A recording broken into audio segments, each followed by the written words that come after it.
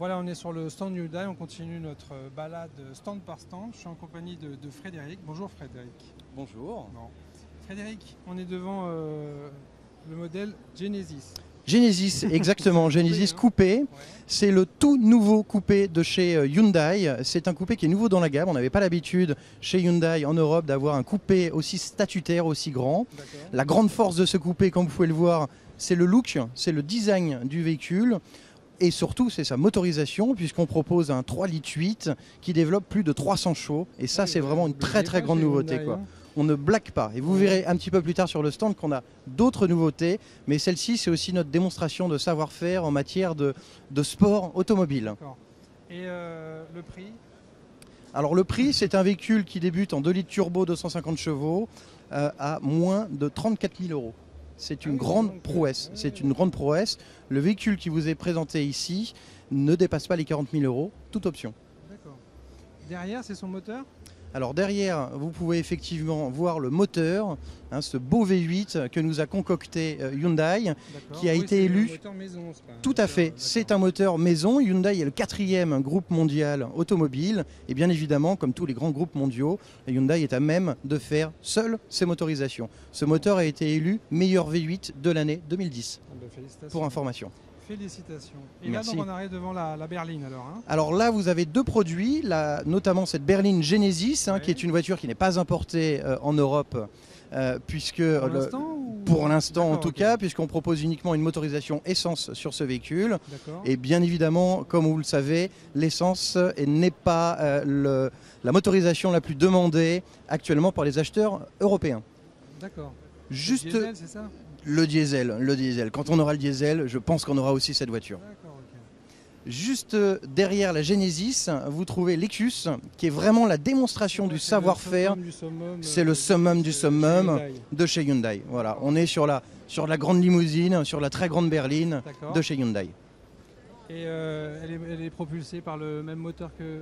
Alors on retrouve le même moteur, à quelques chevaux près. On retrouve effectivement ce délicieux V8 onctueux qui fait le succès des grosses motorisations de chez Hyundai. Et alors c'est quoi quelques chevaux près? C'est à 200 chevaux près? Non, je plaisante, non, à 3-4 chevaux près.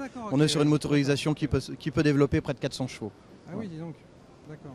Elle est super, hein. Les jantes, c'est pour le salon ou c'est... Alors non, les jantes sont proposées. Hein. Pour l'instant, cette voiture n'est pas proposée, hein, tout comme la Genesis berline, n'est pas proposée sur le marché européen, mais c'est des jantes que l'on retrouve sur certains degrés de finition sur d'autres marchés. Donc ce sont vraiment des jantes de série. La concurrence, c'est quoi? C'est BMW Alors, série 7, la concurrence, on est bien sûr sur de la BMW série 7 ou de la Mercedes classe S, voire de l'Audi A8. D'accord, vous avez tapé fort, quoi. On a tapé fort, effectivement. On a Donc tapé là, on fort. arrive dans les SUV. Alors là, effectivement, nous sommes dans la partie SUV. SUV, c'est un savoir-faire historique chez Hyundai. Donc bien évidemment... Comment? C'est ce que vous avez fait en premier. C'est ce que l'on a fait en premier et c'est par les SUV qu'on a commencé à pénétrer le marché européen.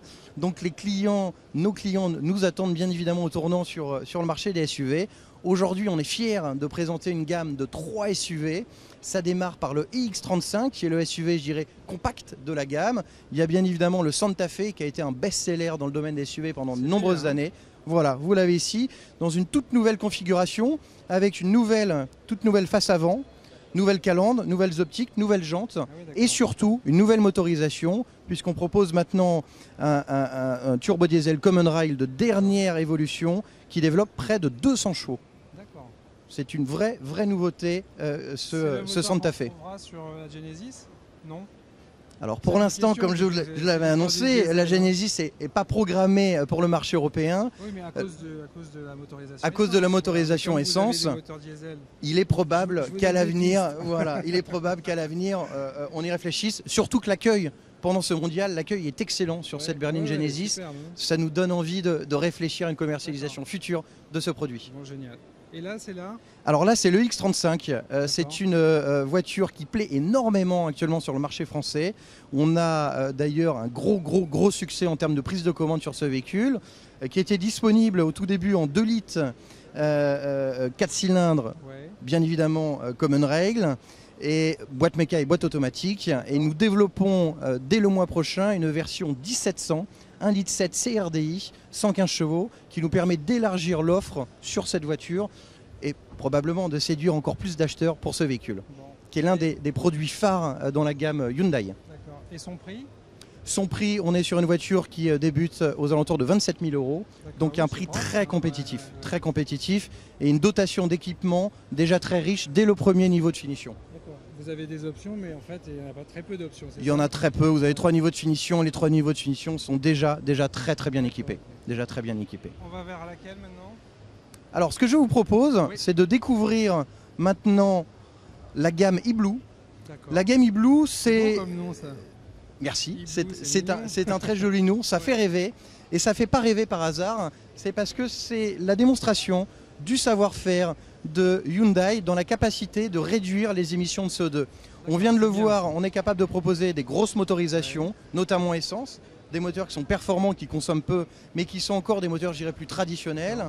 Avec la gamme e-Blue, on a la capacité aujourd'hui de prouver que Hyundai, 4e groupe mondial de distribution automobile, que le groupe Hyundai est capable aussi d'anticiper et de prévoir l'avenir avec des modèles hybrides, comme le X35 hybride, et avec des modèles qui sont très faibles en émissions de CO2 D'accord. et bien évidemment très faibles aussi en consommation, ce qui est une donnée très importante pour la Frédéric, clientèle actuelle. Ce moteur-là, par exemple, on le retrouve sur quel modèle? Alors, ce moteur-là n'est pas encore disponible sur des modèles de la gamme Hyundai distribués sur le marché européen, mais il est très probable qu'on le voit arriver sur nos véhicules d'ici peu de temps. D'accord. Tout à fait probable. Et celui-là, c'est encore un plus petit moteur. Alors ici, on retrouve effectivement une plus petite motorisation, qui est un 3 cylindres, qui est Toujours, disponible, e-Blue, hein. e-Blue, tout à fait, qui est disponible sur la i10, notre D'accord. petit véhicule que nous Ok. découvrirons tout à l'heure. D'accord. Et vous avez agi sur quoi là pour arriver à réduire?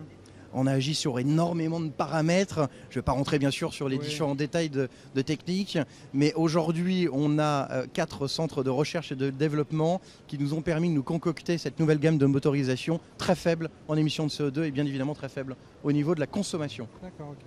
Donc là on arrive dans la gamme, c'est quoi? Alors, Classique? Je dis des là, bêtises là, c'est quand vraiment, je la, dis ça. là, c'est vraiment la gamme e-Blue. D'accord. On a vu les motorisations à l'instant. Là, tous les véhicules qui sont en bleu, c'est pas par hasard.